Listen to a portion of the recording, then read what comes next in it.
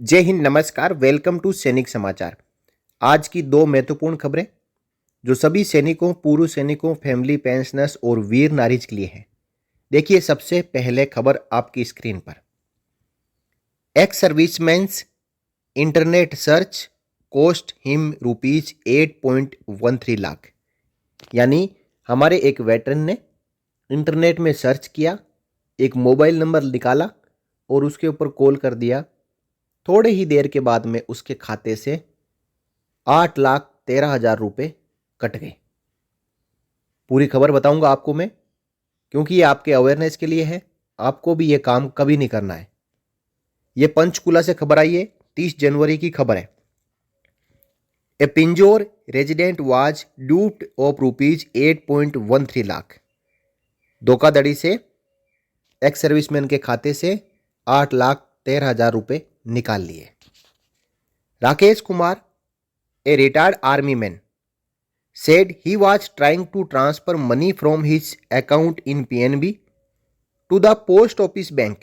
यानी ये क्या कर रहे थे, इनका जो खाता है पंजाब नेशनल बैंक में है और पंजाब नेशनल बैंक से अपने ही पोस्ट ऑफिस के खाते में पैसा ट्रांसफर करने के लिए सोच रहे थे। After various failed attempts he tried to get in touch with the bank helpline. तो इनकी जानकारी के अभाव में या फिर कोई टेक्निकल प्रॉब्लम होने की वजह से ये अपने खाते से पैसा ट्रांसफ़र नहीं कर पा रहे थे, तो इन्होंने गूगल की सहायता ली। यानी इन्होंने सोचा मैं पंजाब नेशनल बैंक की हेल्पलाइन पे कॉल करके कस्टमर केयर एग्जीक्यूटिव से पूछता हूँ कि पैसा कैसे ट्रांसफ़र करते हैं। तो इन्होंने गूगल सर्च किया, PNB customer care helpline number, और गूगल सर्च करने के बाद में इनको सर्च में एक नंबर दिखाई दिया जिस पे लिखा हुआ था PNB customer care helpline number. इन्होंने उस नंबर के ऊपर कॉल किया। He contacted the number available on the internet. The complainant stated that on calling the phone number the respondent assured him of getting a call from the bank. यानी जब इन्होंने PNB के customer care helpline पे call किया तो दूसरी side से इनको कहा गया कि आपके पास अभी थोड़ी देर में ही बैंक की तरफ से कॉल आएगा। तो जब बैंक से कॉल आया तो एक्स सर्विसमैन का कहना है, I received calls from different numbers and was asked to install a mobile applications. यानी इनके पास एक नहीं, कई जगह से फ़ोन आए, जिसमें से एक ने कहा कि आप अपने मोबाइल में एक मोबाइल एप्लीकेशन को इंस्टॉल करो। I did as directed. और इन एक्स सर्विसमैन ने वैसा ही किया जैसा कस्टमर केयर वाले ने, यानी जो साइबर ठग था, उसने बताया। They also collected some important information from me. इसके साथ साथ सामने वाले ने इन वेटरन से कुछ महत्वपूर्ण जानकारियां भी पूछ ली।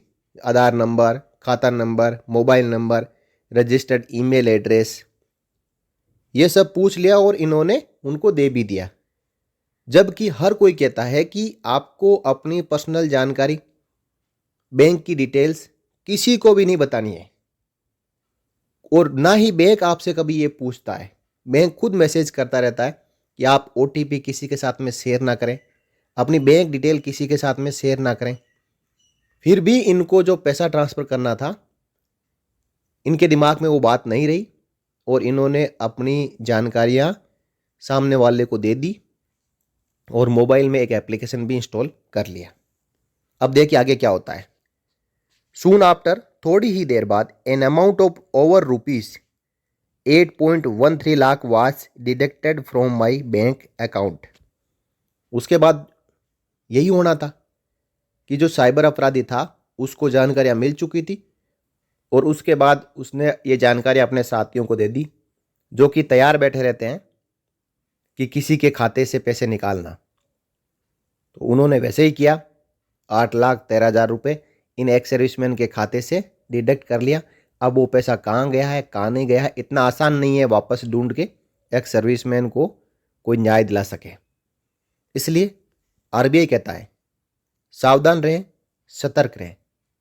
आपसे आपकी जानकारी बैंक ऑफिशियल्स द्वारा कभी नहीं पूछी जाती। यदि आप दे रहे हो, इसका मतलब आप गलती कर रहे हो। और जब आप जानकारी बताते हो, आधार नंबर, ओटीपी, बैंक खाता, अपना मोबाइल नंबर, तो आपके दिमाग में उसी समय ये भी आ जाना चाहिए कि अब थोड़ी ही देर के बाद मेरे खाते से पैसे कटने वाले हैं जो मुझे वापस कभी नहीं मिलने वाले हैं।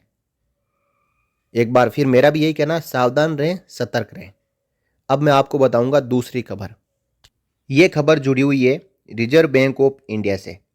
31 जनवरी 2024 को अचानक रिजर्व बैंक ऑफ इंडिया एक सर्कुलर लेटर निकालती है और पेटीएम पेमेंट बैंक के ट्रांजैक्शन के ऊपर रोक लगा देती है।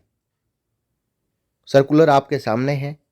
Action against Paytm payments bank limited under section 35 alpha of the banking regulation act 1949, यानी 1949 का एक नियम है।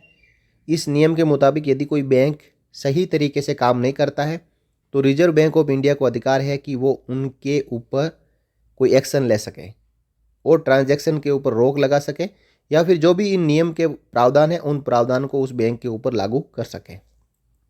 तो ऐसा ही हुआ है पेटीएम पेमेंट्स बैंक लिमिटेड के ऊपर। जिसमें क्या क्या हुआ है अब देखिए। इसमें कहानी तो ये है कि कुछ रूल्स है, इनके violation Paytm payment bank limited ने किए हैं, लेकिन हम समझेंगे कि उस खाते के ऊपर अब क्या प्रभाव पड़ा है। देखिए, नो फर्दर डिपॉजिट्स और क्रेडिट ट्रांजैक्शंस और topups shall be allowed in any customer accounts, prepaid instruments, wallets, FASTags, NCMC cards ETC after February 29/24, यानी 29 फरवरी 2024 के बाद में पेटीएम के जो वॉलेट्स हैं, खाते हैं, उनमें ना तो टॉपअप होगा, कोई पैसा ट्रांसफ़र कर पाएंगे, ना ही इन खातों से कहीं और ट्रांसफ़र कर पाएंगे, और कोई भी इंटरेस्ट क्रेडिट नहीं होगा, कैशबैक नहीं मिलेगा, रिफंड नहीं मिलेगा।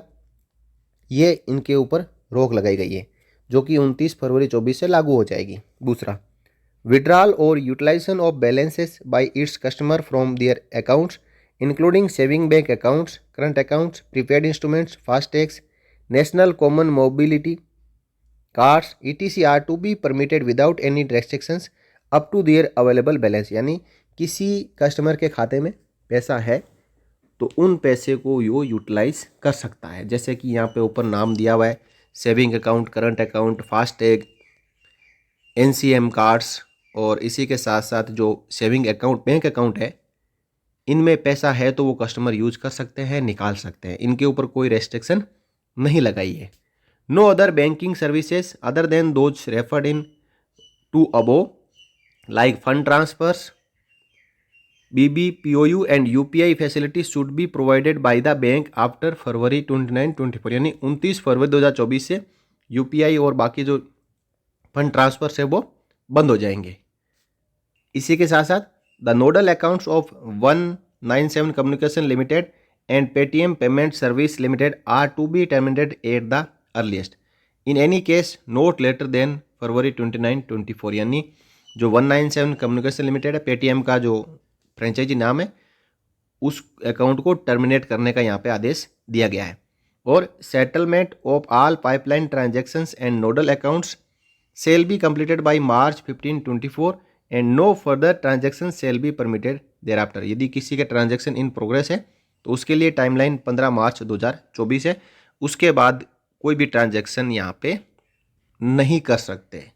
तो पेटीएम में जिसका भी वॉलेट है, जिसका भी फास्टैग है, जिसका भी अकाउंट है, उनको ध्यान देने की आवश्यकता है कि 29 फरवरी 2024 से पहले पहले अपने बैंक खाते में जो पेटीएम का बैंक अकाउंट है या वॉलेट है उसमें पैसा नील कर लें, क्योंकि रिजर्व बैंक ऑफ इंडिया ने यहाँ पे अपना आदेश जारी कर दिया है और पेटीएम कुछ गाइडलाइन फॉलो नहीं कर रहा था। वो इनका आपस का मामला है, लेकिन आज के समाचार ये है कि पेटीएम में 29 फरवरी 24 के बाद में कोई भी ट्रांजैक्शन नहीं हो पाएगा। आपके उसमें पैसे पड़े हैं तो आप उनको विड्रॉ कर लें, ट्रांसफ़र कर लें, यूज कर लें। चैनल को सपोर्ट करने के लिए आपका धन्यवाद। इसी प्रकार आप चैनल को सपोर्ट करते रहिए। अभी तक आपने चैनल को सब्सक्राइब नहीं किया तो आप सब्सक्राइब कर सकते हैं, क्योंकि यहाँ पे गुमराह करने वाली खबरें नहीं, आपके काम की और आपसे जुड़ी हुई खबरें ही दिखाई जाती है। जय Hind. For more updates, subscribe to our channel and enjoy watching the videos.